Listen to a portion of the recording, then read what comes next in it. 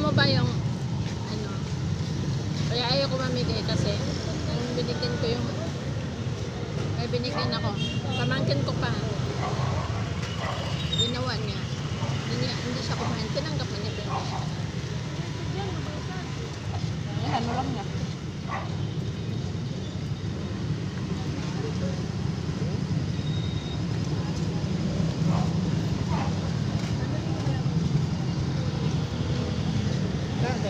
Hampo.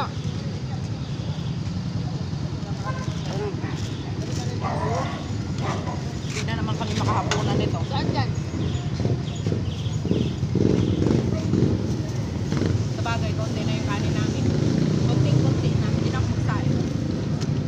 Kasi, Tinapin na lang. nakadalawang kain ako bago umalis. Sino nga lang. Anong oras ako kumain?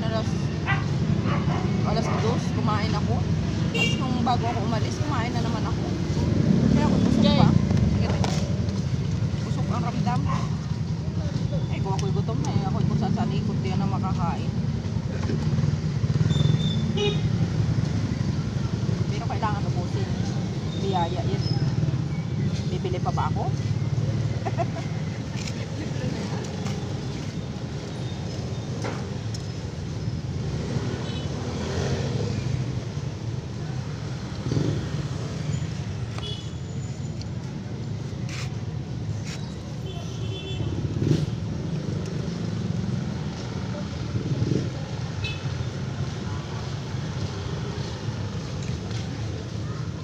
Sawa na ako. Sawa na ako.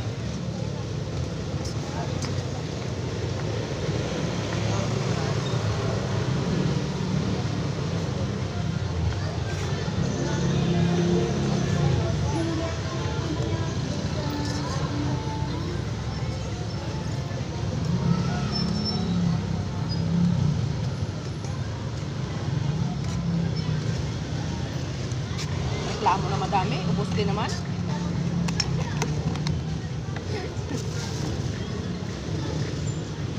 Yan ang Pinoy eh. Meron pa ako doon isa lang to spaghetti. Kapilo na. Yung isang balot. Pero Dami ang yun. dami. Dami yun. Pag sa inyo lang, sobra-sobra yun. Kalahati yung malaki naman kaldero na ano, yung ganyang kaldero. Magkano dito, te?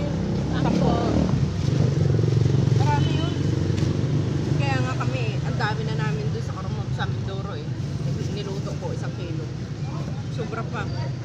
Kinabukasan, nagluto ulit ako kasi wala. merienda nila paghapon, paggaling sa school. Kaya gusto nila, namimiss din nila na nandun ako.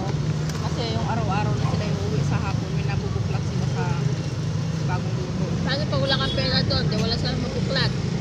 Nandun ka nga, wala naman napuklat. Laking gastos din. Kasi, Kailan ka? Kailan ka mag-stay doon?